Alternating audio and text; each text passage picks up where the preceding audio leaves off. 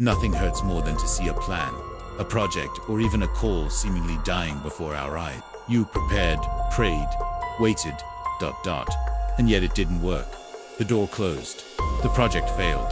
The person left. The scenario you built so carefully collapsed. But what if this interruption is part of the lapidation? God not only calls us, He shapes us. And this mold often occurs through the breakdown of human expectations. Think of the disciples after the death of Jesus. They had left everything to follow Him, were sure that the future would be glorious. But when He was arrested and crucified, His dreams also died in that wood. Confused, returned to the old life where fishing, but not even fish managed.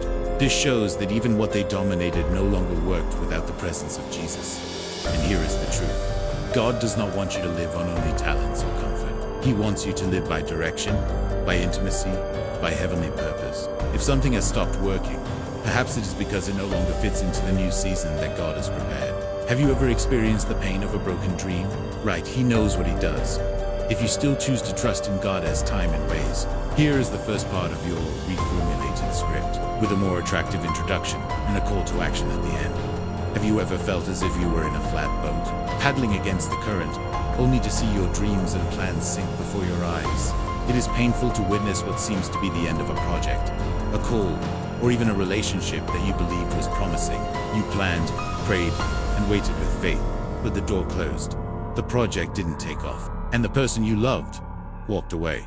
What to do when everything you have built falls apart? But what if this interruption is actually a chance for stoning? God does not just call us to follow a path. He shapes us to be the best version of ourselves. Often, this process involves breaking our human expectations and leading us to a new understanding. Remember the disciples after the crucifixion of Jesus? They abandoned everything to follow Him, believing that they were on their way to a glorious future. However, when He was crucified, their dreams seemed to have died with Him. Confused and discouraged, they returned to their old life. But even what they dominated, their fishing became fruitless without the presence of the Master. The truth is that God does not want us to live on only temporary talents or comforts. He calls us to live with direction, intimacy, and heavenly purpose.